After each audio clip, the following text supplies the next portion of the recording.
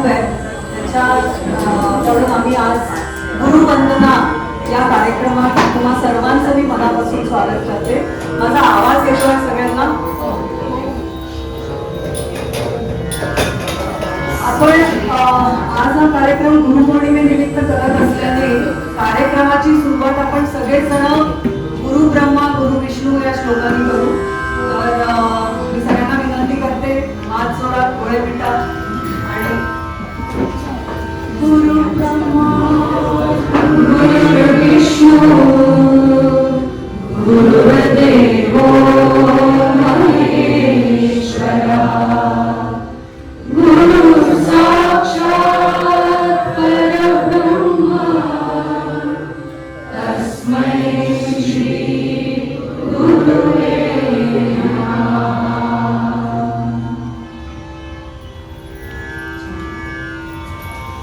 भारतीय संस्कृतीमध्ये गुरुपौर्णिमेला एक अनन्यसाधारण महत्त्व आहे. आपल्यापैकी बऱ्याच जणांना ते माहिती असेल की त्या दिवशी वेद व्यासांचा जन्मदिवस असतो आणि वेदांचं संकलन, महाभारतासारखे अनेक महान ग्रंथ त्यांनी आपल्याला दिले. हा एक भाग झाला. अजून एक म्हणजे जैन धर्मात त्या दिवशी गौतम स्वामी यांनी जैन धर्माची म्हणजे त्यांना दिलेली महावीरांनी पहिला शिष्य त्यांचा जो बनला तो गुरुपौर्णिमेचा दिवस होता. आणि भगवान बुद्धांनी सारनाथ इथे पहिलं प्रवचन तो दिवसही गुरुपौर्णिमेचाच होता. आणि अशा सर्व गोष्टींचा एक आकलन करून तो गुरुपौर्णिमेचा दिवस आहे. म्हणून याला इतकं अनन्यसाधारण असं महत्व आहे. कुठलाही कार्यक्रम सुरू करायच्या आधी आपण त्या सभामंडपाला तेजपुंज करतो, म्हणजे दीप प्रज्वलन करतो. मी इथे कोकाटे काकू आहेत, त्यांना विनंती करते की त्यांनी येऊन दीप प्रज्वलन करावं. कोकाटे काकू आपल्या मैत्रीण कल्याणी श्रीवास्तव हिच्या आई आहेत आणि सगळ्यांनी त्यांचं टाळ्यांनी स्वागत करा. धन्यवाद की त्यांनी आमची विनंती मान्य केली दीप प्रज्वलन करायची.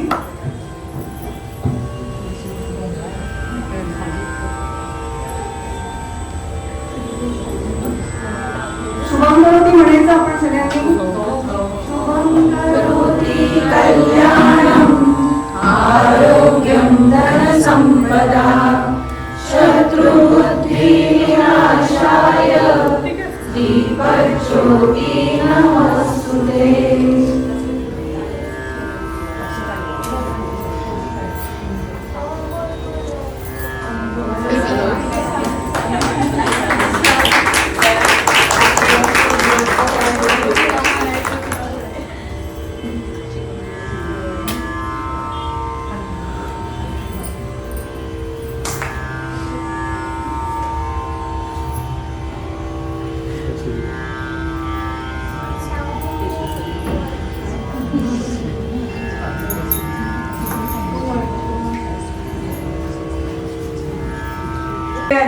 आणि आमच्या सगळ्या कार्यक्रमांना ते अगदी उत्साहाने साथ देतात. आम्ही त्यांना खूप त्रास देतो, खूप पट्ट्या बदलतो आणि पण त्यांच्या चेहऱ्यावर एक कंटाळाची तिरपी येऊ देत नाही ते. आणि अगदी शांतपणे काल आमची 11:15 प्रॅक्टिस झाली आहे आणि हे सगळे बसून त्यांनी तबला वाजवलाय, त्यांनी पेटी वाजवली आहे. तर एकदा जोरदार टाळ्या. आज आपल्याला एक अजून एक इन्स्ट्रुमेंट म्हणजे फ्लूट पण आहे, बासरी. आणि श्रीधर सर आहेत, ते खूप सुंदर फ्लूट वाजवतात. त्यांनी 2 वर्ष शिकले आहे, पण आता जेव्हा ते वाजवतील तेव्हा तुम्हाला कळेल की ते बऱ्याच गोष्टी ते आपणहून शिकले आहेत. म्हणजे फॉर्मल एज्युकेशन एकीकडे आणि ते स्वतःहून आणि खूप उत्साहाने प्रॅक्टिस करतात. काल 7 वाजता बँगलोर एअरपोर्टवरून घरी आले आणि 8 वाजता प्रॅक्टिससाठी आले होते. तर त्यांच्या उत्साहासाठी एकदा जोरदार टाळ्या द्यायच्या. आणि खूपच यावेळेला आम्ही खूपच लकी ठरलो की आम्हाला सर्वेश जोशी जे आहेत ते तबल्यासाठी साथीला मिळाले. आज जे तेव्हा तबला वाजवतील तेव्हा तुम्हाला कळेल असं का म्हणते आहे.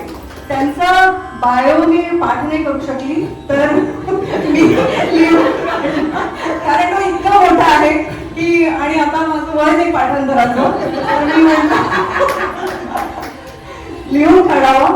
तर यांनी व्यावसायिक प्रशिक्षण घेतलेलं आहे. त्यांची संगीताची सुरुवात वयाच्या 6व्या वर्षी झालेली आहे आणि श्री सुभाष के कंपूवाले यांच्याकडून तब्बल 12 वर्ष त्यांनी प्रशिक्षण घेतलं. त्यानंतर बनारसमधील पंडित पुंडलिक कृष्णा भागवत यांच्याकडून त्यांनी मार्गदर्शन घेतलं आणि बँगलोरमध्ये पण पंडित रवींद्र यावगल यांच्याकडे त्यांनी तबल्याचं शिक्षण घेतलंय. ते अनेक गायक, वादक व कथ्थक नर्तकांना चांगली साथ देतात. ते आम्हाला कळलं त्यांनी कथ्थकसाठी का त्यांची साथ घेतल्या जाते. आणि उत्तम सादरीकरण आहे तबल्याचं, म्हणजे एक तबल्याचा सोलो होऊ शकतो एवढा ते कार्यक्रम करू शकतात. युथ फेस्टिवल व आकाशवाणी केंद्रासारख्या प्रतिष्ठित मंचावर पण त्यांनी सादर केलेला आहे. त्याच्यानंतर अनेक पुरस्कार आणि शिष्यवृत्त्या प्राप्त केल्या आहेत. संगीतात ते मास्टर डिग्री आहे आणि आता PhD करतात आहेत इन म्युझिक.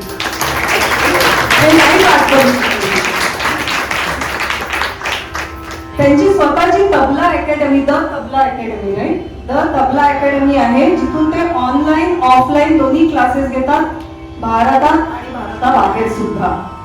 आणि सर्वात महत्वाची गोष्ट म्हणजे ते नागपूरचे आहेत.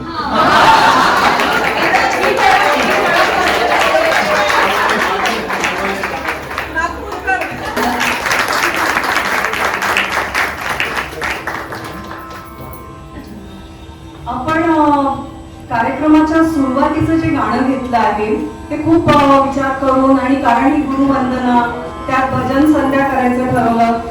तर भारतवर्षात अनेक संत महात्मे होऊन गेले, त्यांनी बरेच काव्य लिहिले, ग्रंथ लिहिले आणि त्या ग्रंथांच्या ओळी, त्या काव्यांच्या ओळी आपण आजही दैनंदिन जीवनात आपण त्या गुणगुणत असतो. म्हणजे ते इतके शेकडो वर्ष आधी लिहिले तरी कधी पण आपण विचार करतो की भजन कोणतं म्हणावं तर ते 25-30 वर्षापूर्वीचं किंवा जुनं भजनच म्हणतो. आताचं रिसेंट फार आपल्याला कमी आठवतं. तर असंच ज्ञानेश्वरांनी ज्ञानेश्वरी हा ग्रंथ लिहिला. तर त्याच्यातला जो पहिला अभंग आहे ओम नमोजी आद्या, त्यापासून आम्ही ठरवलं की कार्यक्रमाची सुरुवात करायला याहून दुसरं अजून कोणताच अभंग किंवा भजन राहू शकत नाही. आणि त्याची सुरुवात आणि त्याचं सादरीकरणही आम्ही एका वेगळ्या पद्धतीने करतोय. वाद्यवृंद हे तुम्हाला माहितीये की संगीत सादर करण्याची एक पद्धत आहे. गाणारा पण शीळवादन किंवा त्याला मुखवीणा आणि अगदीच मराठी भाषेत विस्लिंग म्हणतात. तर हे गाणं आज आपल्या समोर विस्लिंग सादर करणार आहे श्री श्रीराम बर्वे. मी त्यांना विनंती करते की त्यांनी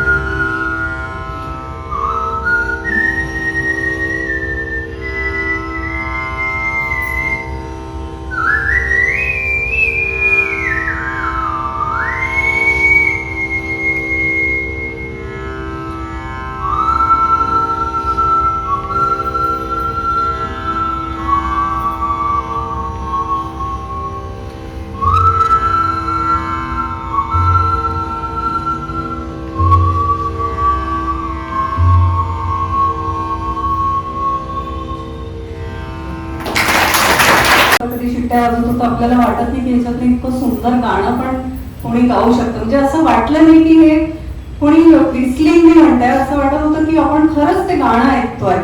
तर एका जोरदार टाळ्या होऊन जाऊया त्याच्यासाठी.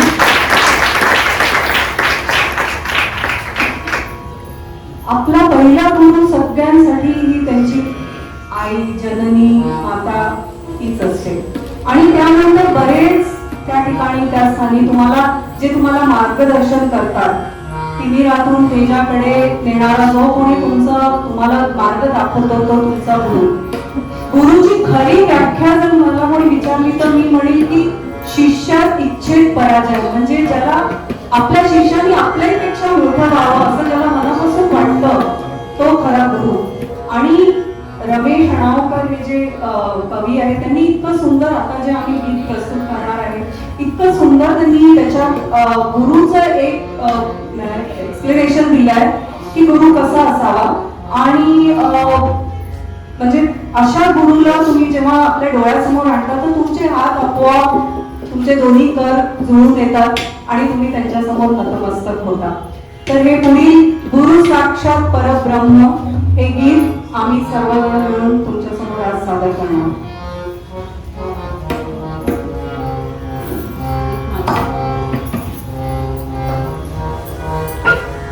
Oh,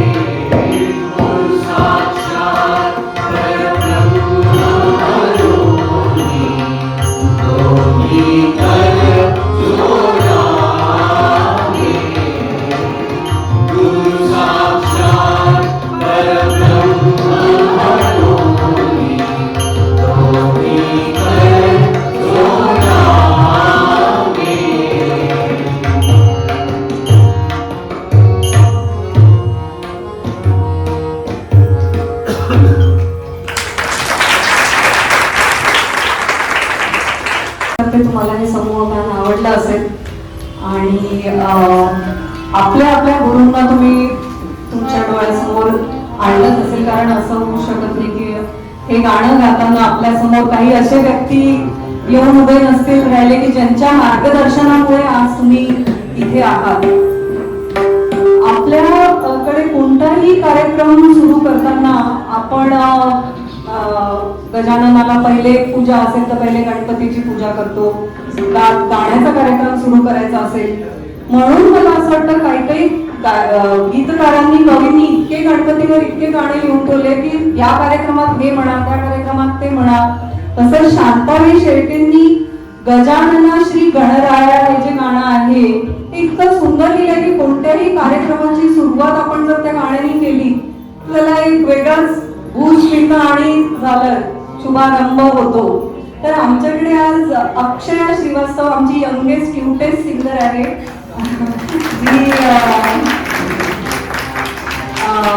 जी आज हे गाणं सादर करणार आहे. मी अक्षयाला विनंती करते की तिने गाणं सुरू करायच्या आधी तिचे जे गुरु आहे त्यांच्याबद्दल 2 शब्द बोलावे, त्यांना वंदन नमन करावं आणि मग गाण्याला सुरुवात करावी. नमस्कार, माझं नाव अक्षया आहे आणि मी मंजुषा ढोसारी मामकडे गाणं शिकते. आज गुरुपौर्णिमेच्या निमित्ताने मी त्यांना नमस्कार करते आणि सुरू करते.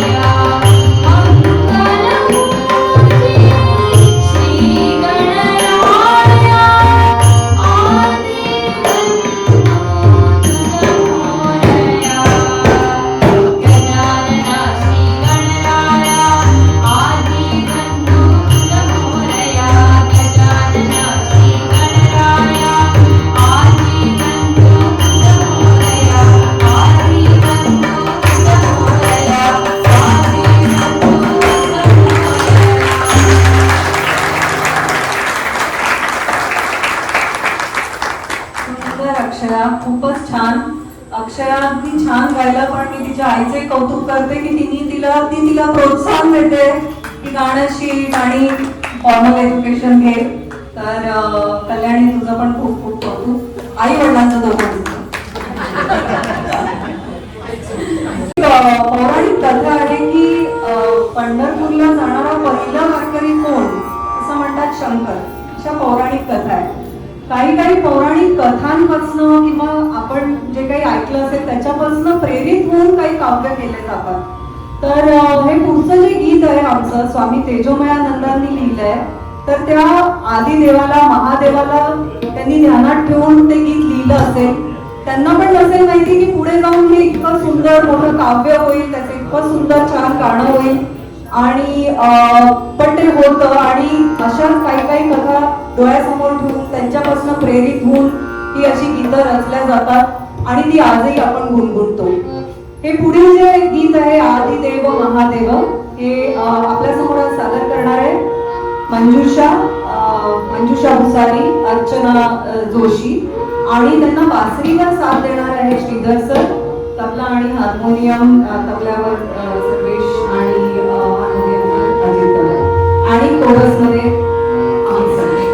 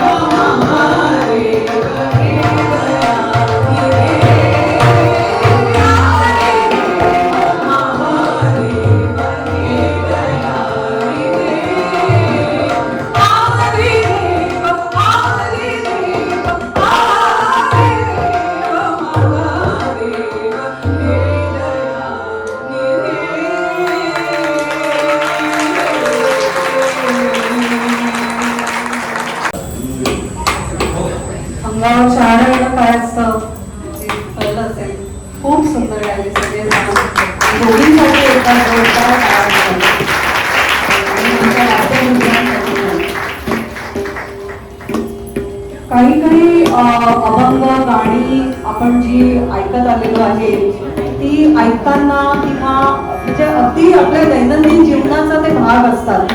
जेव्हा आपण ती ऐकतो तेव्हा आपल्याला ती अगदी साधी सोपी सरळ वाटतात आणि म्हणून माझ्यासारखे काही काही त्याला गायचा प्रयत्न करतात. पण मग जेव्हा आपण गायला बसतो तेव्हा कळतं की ते तसं नाही जमत आहे किंवा तसं ते येत नाही, कारण त्याच्यात महत्वाचा असतो तो भाव. आणि म्हणून ती गाणी इतकी प्रचलित आहे आणि इतकी ती सगळ्यांच्या बिलकुल दैनंदिन जीवनाचा भाग झाली आहे. असंच एक अभंग आहे ज्ञानेश्वरांचा मोगरा फुलला. मी लताबाईंना माफी मागून मी आज त्या गाण्याचा प्रयत्न करते आहे. प्लीज सर्वांनी ऐकून घ्या.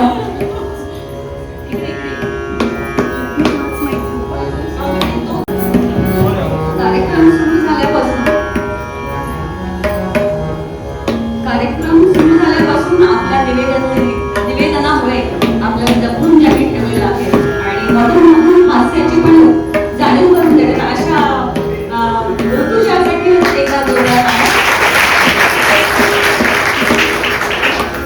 लताबाईंना नक्कीच आनंद वाटणार आहे याची गॅरंटी मी देणार आहे की इतक्या भावपूर्ण आणि एवढं छान कुठेतरी आपलं गाणं म्हणतंय त्याचा आनंद त्याला नक्कीच होणार आहे. सगळ्यांनी इथे जे जे सोलो गाणार आहे ते आपल्या गुरुला नमन वंदन करून. माझी बँगलोर मधली गुरु मंजुषा आहे तर मी नमस्कार करून मी आज गाणं म्हणण्याचा प्रयत्न करते.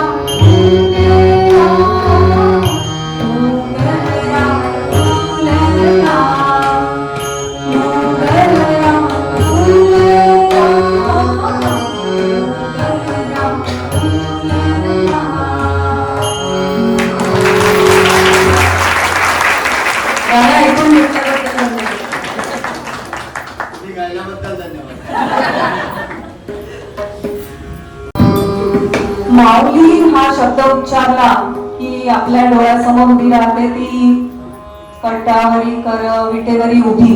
मला असं वाटतं की ती अशी एक जाप विचारणारी आई आहे. कुठे होती एवढ्या वेळेस, कुठे गेली होतीस. आणि म्हणूनच कदाचित जेव्हा आम्ही ठरवलं की गुरुवंदना करायची तर सगळ्यांना विठ्ठलाची गाणी आठवली, कारण सगळ्यांनी आपली माऊली त्यात कुठेतरी पाहिली. आणि त्याच्यामुळे तुम्हाला आज दिसेल की आम्ही खूप गाणी अशी आहेत जी पांडुरंगावर विठ्ठलावर गातोय. पुढील गीत इतकं फेमस आहे, विठू माऊली तू माऊली जगाची, की तुम्ही पण गुणगुणायला हरकत नाही आणि मनातल्या मनात.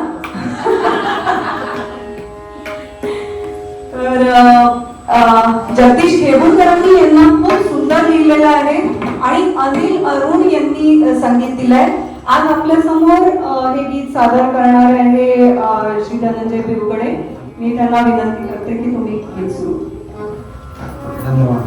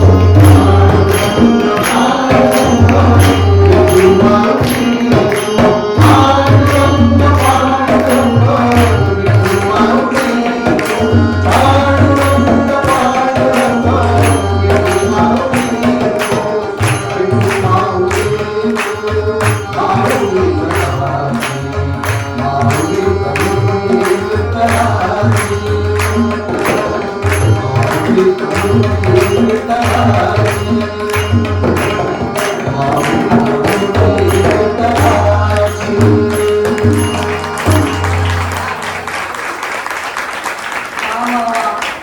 सगळ्यांच्या चेहऱ्यावरचा आनंद पाहून समजतंय की किती छान झालं गाणं आणि वातावरण अगदी म्हणजे पूर्ण भजन संध्याला आपण पूर्णपणे न्याय दिलेला आहे.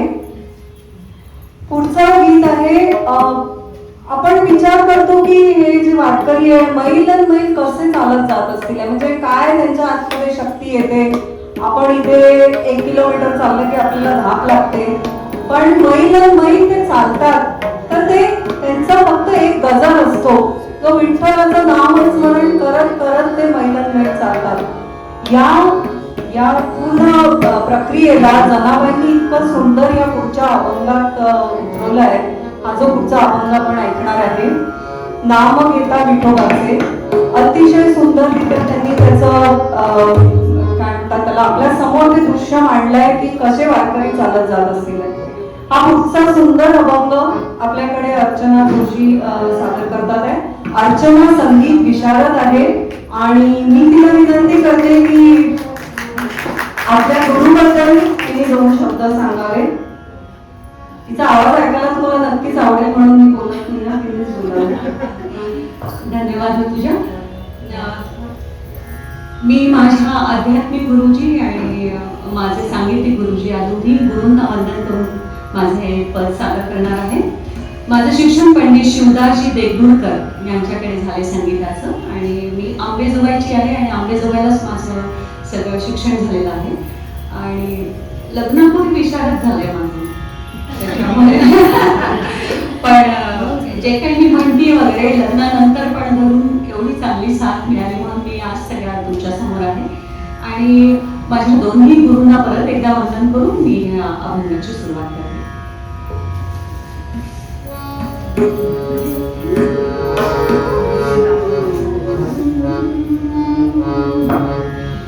जय जय विठ्ठल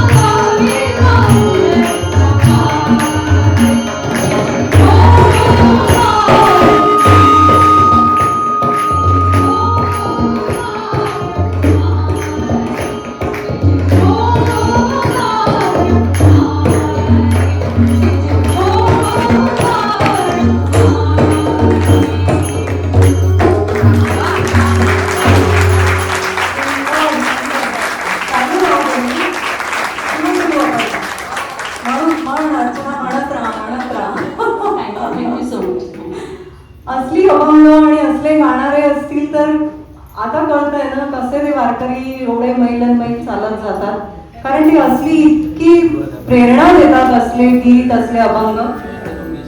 आणि अशाच वेळेला जेव्हा तुम्ही अगदी भक्तीमध्ये विलीन झाला आहात, तुम्हाला आपल्या दैनंदिन जीवनातून किंवा याच्यातनं धकाधकीच्या याच्यातनं आपलं प्रत्येकाचं एक श्रद्धास्थान असतं, जिथे जाऊन आपण 2 मिनिटं किंवा दिवसातले 5 मिनिटं शांतपणे बसतो. म्हणून कदाचित आपल्याकडे रोज देवपूजा करायची पद्धत आहे, कारण ते 5 मिनिटं तुम्ही कशाचाच विचार करत नाही, तुम्ही फक्त तुमच्या मनात एक वेगळी शांती असते. आणि जेव्हा पण तुम्हाला असं खूप स्ट्रेस येतो, टेन्शन येतं, तुम्ही डोळे बंद करून एका अशा तुमच्या श्रद्धास्थानापाशी जाता किंवा त्याचा विचार करता आणि क्षणभर तिथे उभं राहून तुम्ही देवाला काहीतरी मागता किंवा बस शांत होतं मन. असाच एक भजन आपल्या पुढे घेऊन येतात आहे श्री संतोष कर्वे. देवाची ये द्वारी उभा क्षणभरी. सुंदर स्वरबद्ध केला याला श्रीधर फडकेंनी. ऐकूया देवाची ये द्वारी.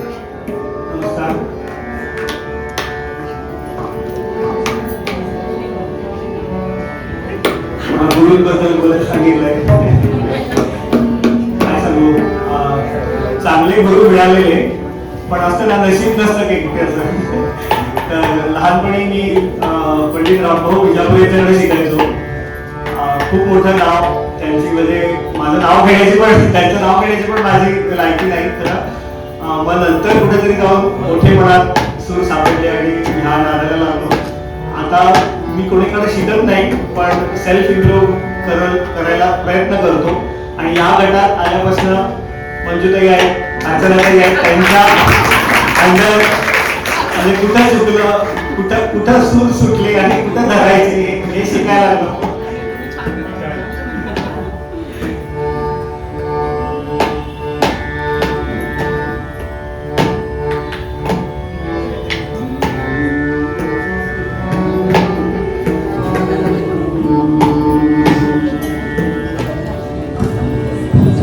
तबला लावेपर्यंत एक गोष्ट मी त्यांच्याकडनं अशी ऐकली की जेव्हा आम्ही प्रॅक्टिसला बसायचो की म्हणजे माझ्या गुरुजी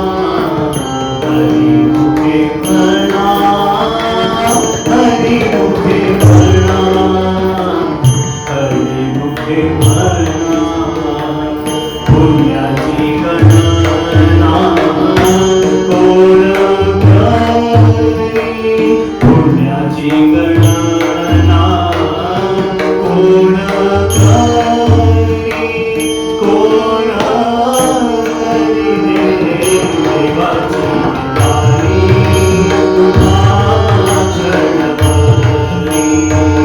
देवाची वारी भाषण करी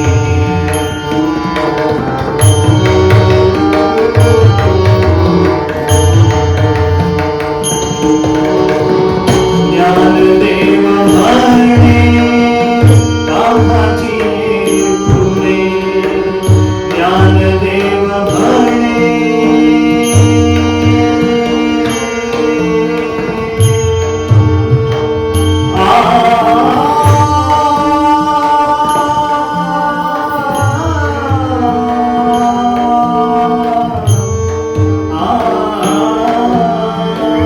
ज्ञानदेव म्हणे वाराची फुले वारकेचे नाणे वाढवाघरी वारकेचे नाणे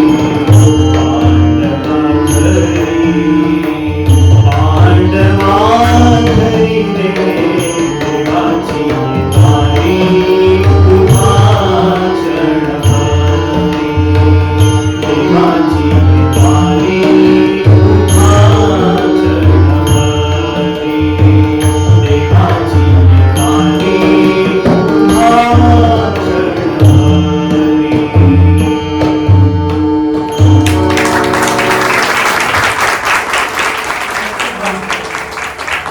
खूपच सुंदर झालं गाणं आणि खरंच म्हणजे त्याच्यातले शब्दरचना आणि त्यांनी त्यांना पूर्ण न्याय मिळवून दिला आहे. एकदा जोरदार टाळ्या होऊन जाऊया संगीत गायनासाठी. मंगेश पाडगावकरांनी जेव्हा हे पुढचं गीत लिहिलं त्याच्यातल्या काही ओळी म्हणजे मला असं वाटतं की त्या ओळी पहिले लिहिल्या असतील आणि त्याला मागे पुढे त्यांनी ते गीत बनवलं असेल. अंतरीची हाक वेडी घालते रे वाट काट्यांची अशी मी चालते रे जाणसी माझी व्यथा तुमचं सारी. त्या देवाला सगळं काही ज्ञात आहे पण आपल्याला पदोपदी त्याची जाणीव करून त्याला तो आपली परीक्षा घेत असतो की हो मी आहे म्हणून आपल्याला जे चढ उतार आयुष्यात दिसतात ते ह्याच्यासाठी आहे. पण त्याला सगळं माहिती असतं त्याला सगळं ठाऊक आहे. जो कोणी तुमचे गुरु आहे तुमचं श्रद्धास्थान आहे त्यांचे आशीर्वाद नेहमी तुमच्या सोबत असतात. आणि असंच एक भक्तिमय गीत आपल्या समोर घेऊन येतात आहेत नूतनताई. भावनांचा तू भुकेला रे मुरारी.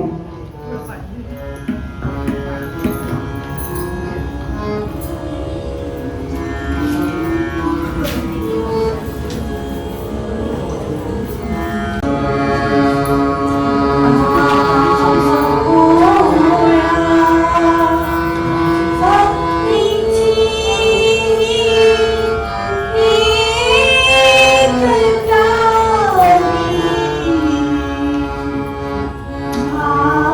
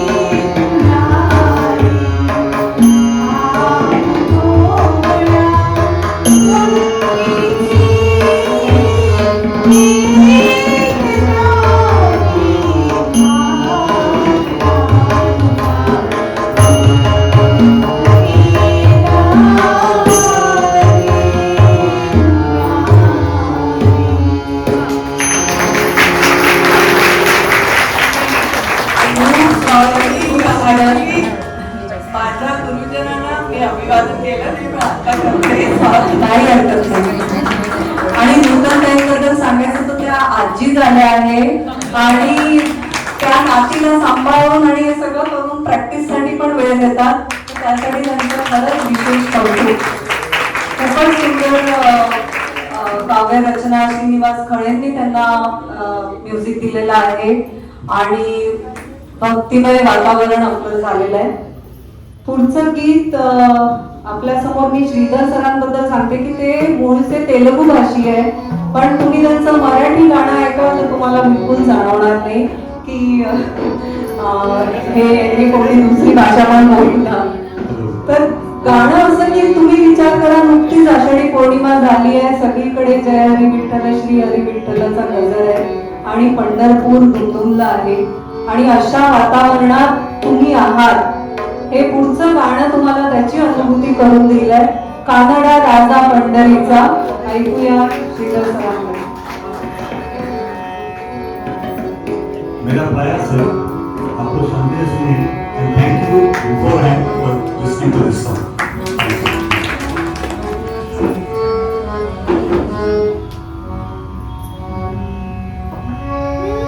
कानडा राजा पंढरीचा, कानडा राजा पंढरीचा, वेला नाही नाही करला, वेला नाही नाही करला, अंतुवारिया कानडा राजा पंढरीचा, कानडा राजा पंढरीचा.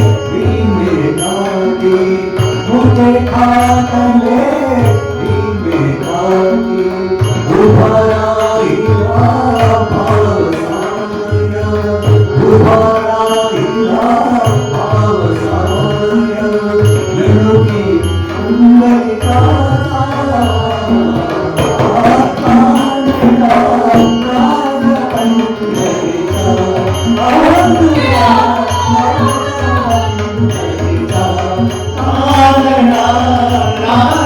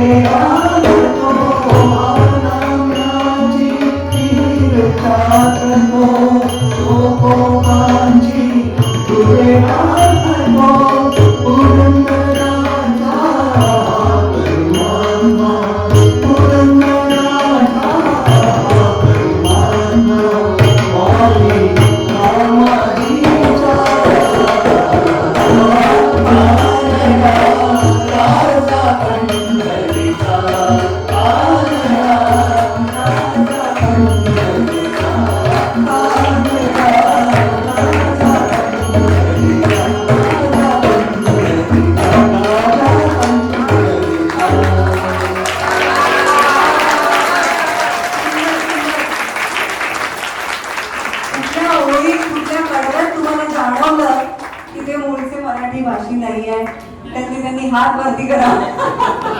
थँक्यू. किती सुंदर काव्यरचना आणि माडगुळकरांनी केली आहे आणि त्याला इतकं सुंदर स्वरबद्ध केलेलं आहे की कोणी हे ऐकलं नसेल तरच नवल. गुरु जेव्हा आपण म्हणतो कोणाला आपल्या श्रद्धास्थानी गुरु म्हणून म्हणतो तेव्हा असं जरुरी नाही आहे की ते सतत आपल्या सोबत असतील, आपल्याला रोज दिसत असतील. त्यांचे विचार, त्यांचं मार्गदर्शन आपल्या सोबत असतं आणि म्हणून आपण आयुष्यात काहीतरी पुढे करू शकतो आणि ते पण पुरेसं आहे. कारण आपण कोणाकडनं काय शिकलो त्याचं आपण आपल्या आयुष्यात आकलन कसं करतो, त्याला पुढे कसं नेतो यालाही तितकंच महत्व आहे. आणि असे काही अभंग आणि गीत आहेत जे तुमच्या गुरुला समोर ठेवून तुम्ही म्हणता. सुधीर मोघेंनी एक खूप सुंदर असं गीत लिहिलेलं आहे, गुरु एक जगी त्राता. तुम्ही जेव्हा ऐकाल तेव्हा तुम्हाला असं वाटेल की म्हणजे खरंच मला जर माझ्या गुरुसाठी काही अर्पण करायचं तर ते हे गीत आहे. मंजुषा भुसारी आपल्या समोर हे गीत सादर करणार आहे. जोरदार टाळ्यांनी स्वागत करू आपण. मी मंजुषाला विनंती करते की तिने तिच्या गुरूंबद्दल 2 शब्द बोलावे. थँक्यू. माझे गुरु श्री सुधाकरराव हांडे हे नागपूर आकाशवाणीला व्हायोलिनिस्ट आणि व्होकॅलिस्ट होते. तर त्यांच्याकडनं मी विशारदची पदवी प्राप्त केली आणि माझे लग्नाच्या आधीच विशारद झालंय. त्याच्यामुळे नंतरची काय प्रॅक्टिस तर त्याची जी काही प्रॅक्टिस आहे इकडे दिसलीच आहे डाव्या हाताला.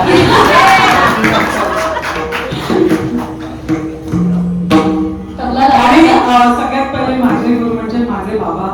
अतिशय सुंदर नाट्यगीत गायचे आणि खूप छान त्यांचं गाणं होतं. त्यांच्याकडनं बरंच काही मला शिकायला मिळालं.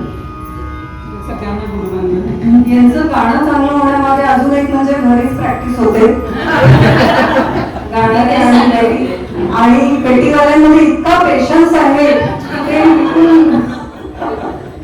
घेऊन बसत नाही. करा करा आणि जी काही ऑप्शन नाही पण आणि जी रिपीट करायची असते ना ओळ ही आपली आणि मला अजून एक गोष्ट सांगितली. तबला जरा लवकर लागला. मला वाटतं तबला लागायच्या आधी मी पण काहीतरी बोलून घेऊ. बघा कसं आहे बरं का, म्हणजे माझ्या बाबतीत तर असं होतं की मुद्दाम काही आजी बनल्या पण श्रीधरची आजोबा नाही बनले. आमच्या घरात पण असंच असतं की मी आजी बनलेली आहे पण आजोबा नसतात बनलेले. तेवढं सांगायचं. पेटीवाला विशारद फोटो आहे. आता पेटीवाला विशारद फोटो आहे.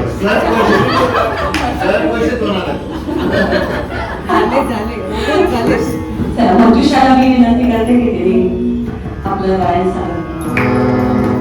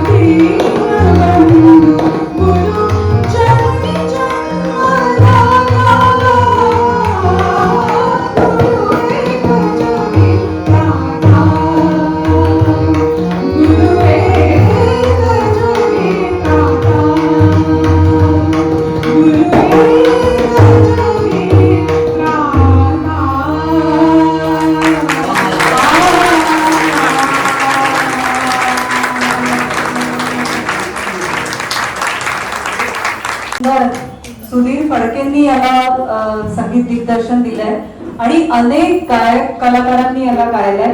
पण मी सर्वात पहिले हे गाणं मंजुषाकडून ऐकलं तर माझ्यासाठी याची मूळ गायिका मंजुषा दिसली आहे. खूपच सुंदर मंजुषा, अतिशय भावपूर्ण गाणं झालेलं आहे. पुढील गीत आपण म्हणजे अगेन आम्ही गाणी जशी घेतली की आपण सगळेजण त्याला एन्जॉय करू शकू. बऱ्याच कवींनी गीतकारांनी मनावर खूप खूप गाणी लिहिली आहे, खूप अभंग झाले, भजन झाले, मन करारे प्रसन्न, बरेच श्लोक आहे. आणि रामदास स्वामी म्हणतात की मनासी टाकले मागे गतीची तुलना नसे. म्हणजे त्या भीमरूपीची तुलना त्यांनी चित्ता घोडा याच्याशी न करता मनाशी, म्हणजे सर्वात चपळ कोण आहे तर मन, त्याच्याहून चपळ म्हणजे तो भीमरूपी.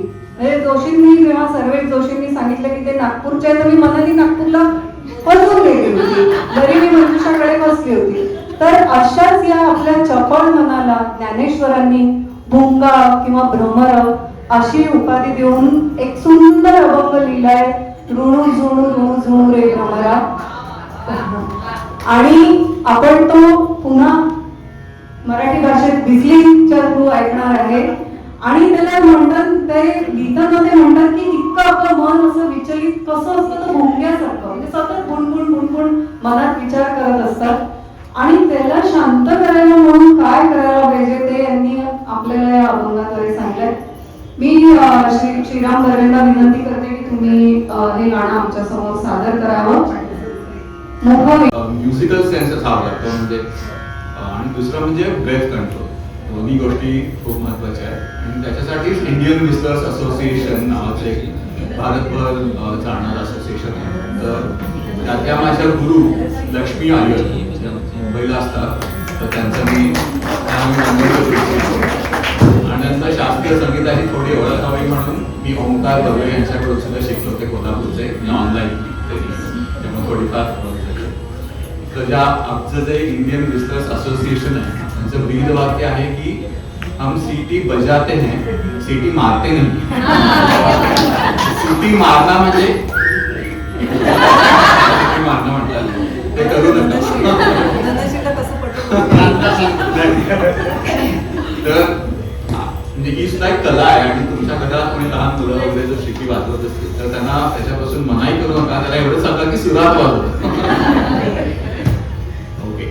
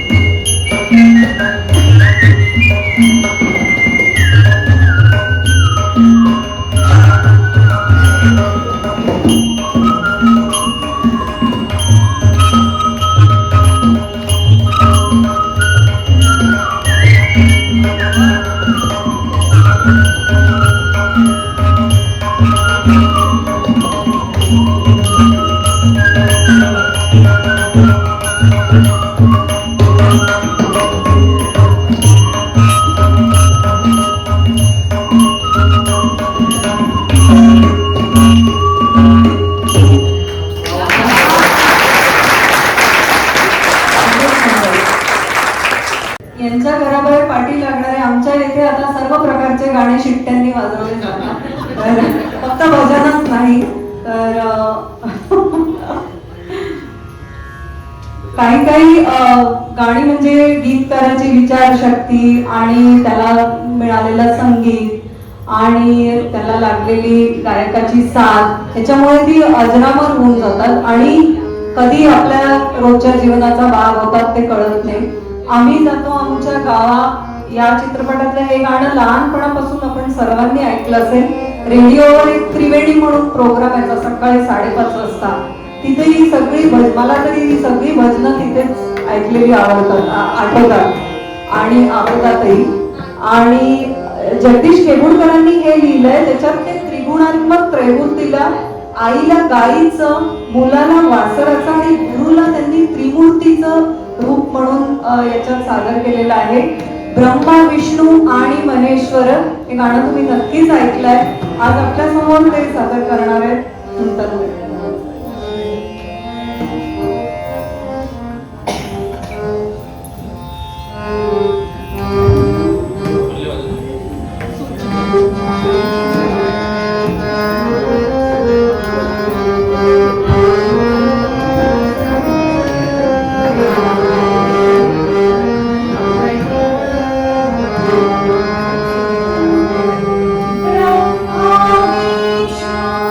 आणि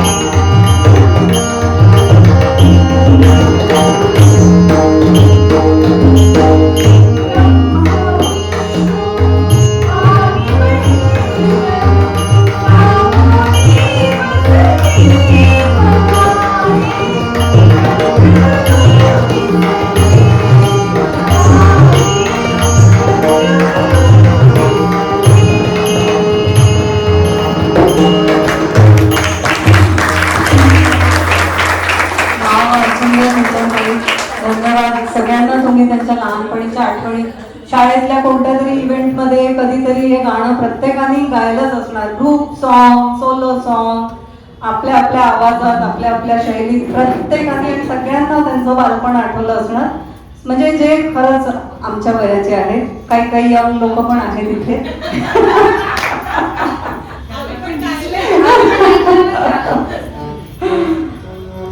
संत ज्ञानेश्वरांचा हा अभंग ऐकताना असं जाणवतं की विठ्ठल हे दैवत जे आहे ते कर्नाटकातून भारतात आलंय. म्हणजे जसं आपण नदीचं पाणी याच्यावर ते देवावर पण एक नाही, विठ्ठल आम्ही कर्नाटकातून तिथे गेलेलं आहे.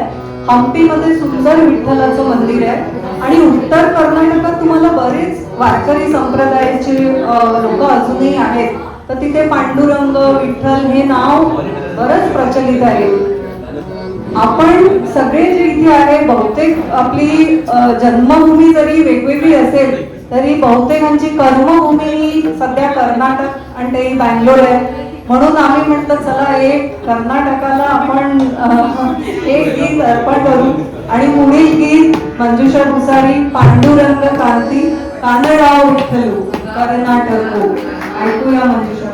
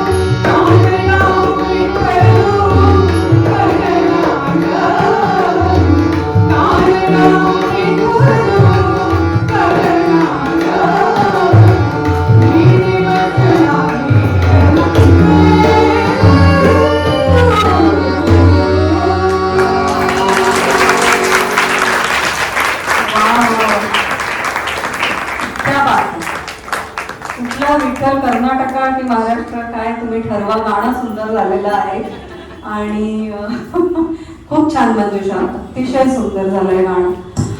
महाराष्ट्रातल्या मंजूनी कर्नाटकात म्हणलेला मंजू मंजू आवाजाची मंजुषा, दोन्ही राज्य कव्हर झाले. माडगुळकर आणि फडके ही जोडी एकत्र आली की काहीतरी चमत्कारिक घडतं. गीत रामायण आपण पाहिलंच आहे. जसं पेटीची साथ मंजुषा गात असली की काही वेगळीच असते, तसे फडके आणि माडगुळकर एकत्र आले की एक सुंदर गीत निर्माण होईलच हे आपण धरून चालायला हवं. तुझे रूप चित्ती राहो हे पुढील गीत आपल्या समोर श्री संतोष बर्वे सादर करणार आहे. त्यांना विनंती करते गाण्याची सुरुवात.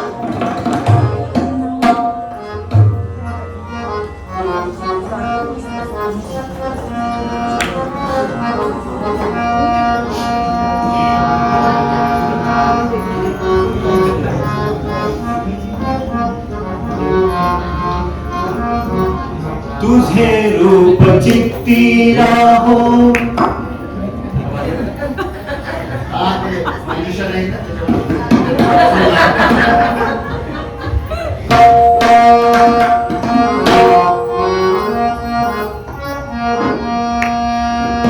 तुझे रूप चित्ती राहो, मुखी तुझे नाम. तुझे रूप चित्ती राहो, मुखी तुझे नाम. देह प्रपंचाचा दास, देह प्रपंचाचा दास. सुखे करो सुखे करो तुझे रूप चित्ती राहो, मुखी तुझे नाम.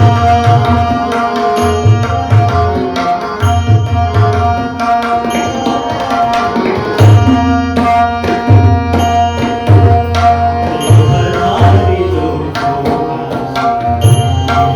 नित्य सदा चालनी आगणान धर्मा. तुला आठवावे गावे आज एक नेम. तुला आठवावे गावे आज एक नेम. देह प्रपंचाचा दास, सुखे करो सुखे करो. तुझे रूप चित्ती राहो, मुखी तुझे नाम.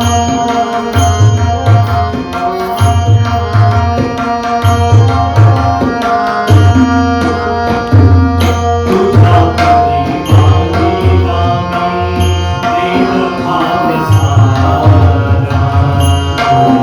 अंतराळी आत्मा सोडून पसारा. तुझा प्रतिमानी गामी, देह भाव सारा. तुझे अंतराळी आत्मा सोडून पसारा. नाम तुझे घेतो गोरा, नाम तुझे घेतो गोरा. नाम तुझे घेतो गोरा, म्हणून आठया देव प्रपंचाचा दास. सुखे करो सुखे करो. तुझे रूप चित्ती राहो, मुखी तुझे नाम.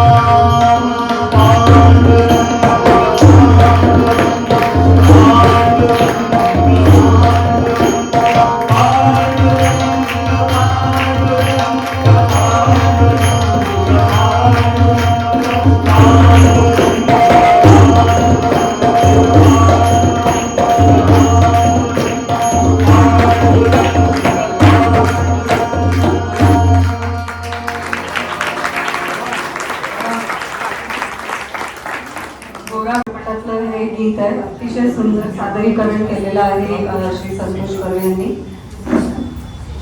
वारकरी जेव्हा अगदी पंढरपूर आलाय जवळ आणि आता अगदीच काही मैलांवर राहिलाय आणि त्याचं जेव्हा ते येतं तेव्हा ते इतके आतुर झालेले असतात की ते त्यांच्या मनातनं निघतं की आता जरा आता त्या पंढरीला आता गेला आणि त्या विठ्ठलाला म्हणा बाबा रे आता दर्शन दे, आता झालं हत्ती गेला शेपूट राहिला आहे आणि आता आम्हाला त्या रांगेत उभं करून आणि हे करून तू नको वेळ घालव. असंच एक संत तुकारामांचं अभंग आहे, वेडा रे वेडा पंढरी. आपल्या समोर सादर करणार आहेत अर्चना एकदा चौदा काळ्यांनी सादर करू.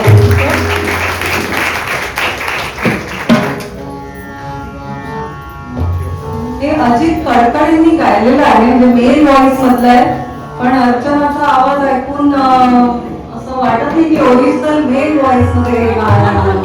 तर एवढे छान बोलले तर बस मला छान म्हणता होता.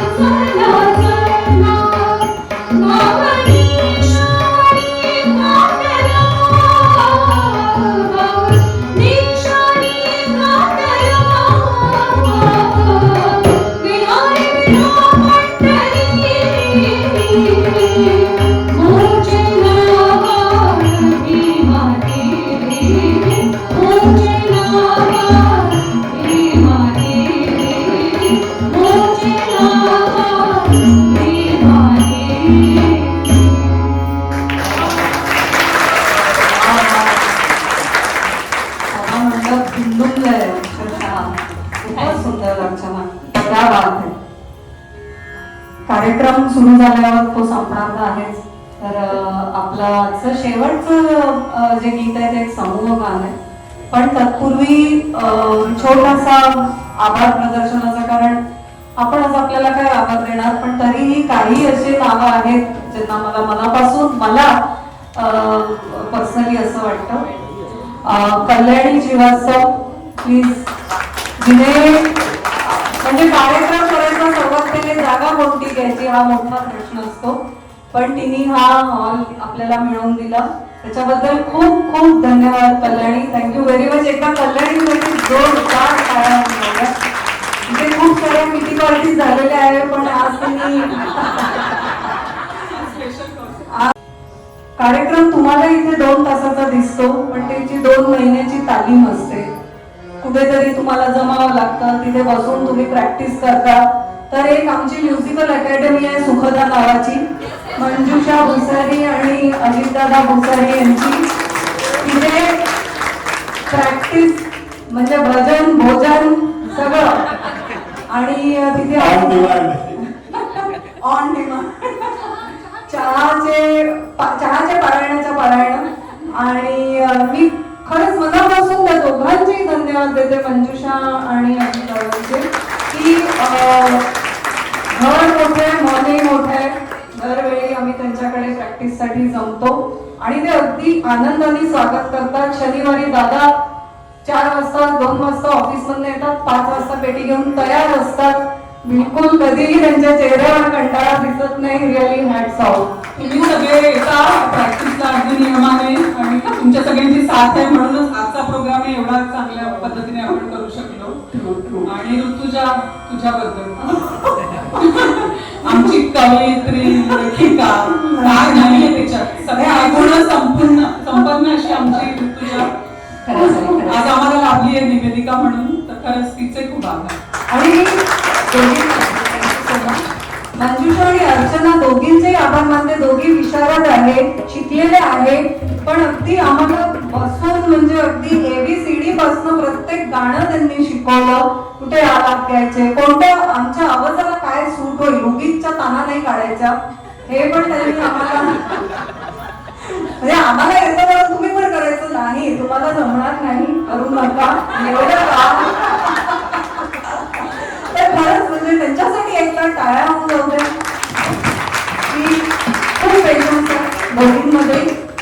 आणि आमचे वाद्यवृंद सगळ्यांसाठी आमचे तबलजी, बासरी, सुंदर बासरी वाजवतात आणि हार्मोनियम. आणि तुम्हा सर्वांचे आभार की तुम्ही 2 तास बसून राहिले आणि इथे खाली बसून राहिले, म्हणजे त्यांना खरंच हे नागपूरचे एवढं राहिले म्हटलं. या दर्जाच्या कार्यक्रमासाठी तुम्ही आम्हाला पात्र समजलं, हे जास्ती महत्वाचं आहे. आणि आमंत्रण दिलं. 2 तास झाले. हो 2 तास झाले. आणि काही तबल्यांचा मी त्यांना विनंती केली की तुम्ही 2 मिनिटाचा सोलो एक त्यानंतर शेवटचं गाणं आपण प्रस्तुत करणार आहे, ह्याची दानं दे का देवा तुझा विसर न व्हावा. कारण परमेश्वराला आपण हेच मागणार की हे सगळं करतोय, पण आम्हाला तुझी आठवण राहू दे रे बाबा. आणि कुठल्याही कार्यक्रमाचा शेवट हा दुसऱ्या कार्यक्रमाची सुरुवातच असते, म्हणून आम्ही हे गाणं समूह गीत म्हणून निवडलंय. तुम्हा सर्वांचे धन्यवाद. एक तबल्याचा सोलो आणि मग last song.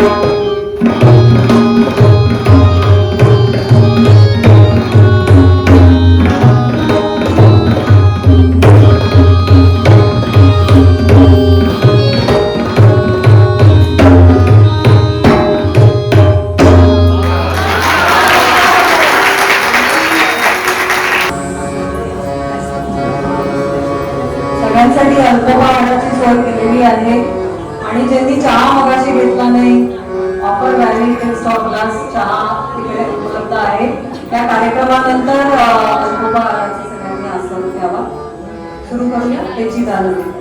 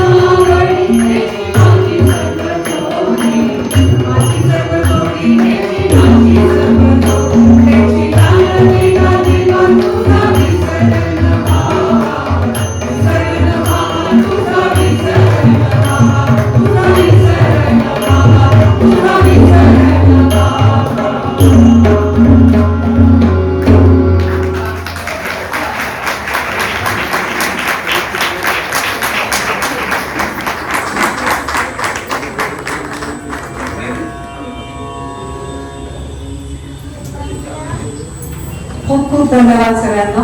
Thank you very much.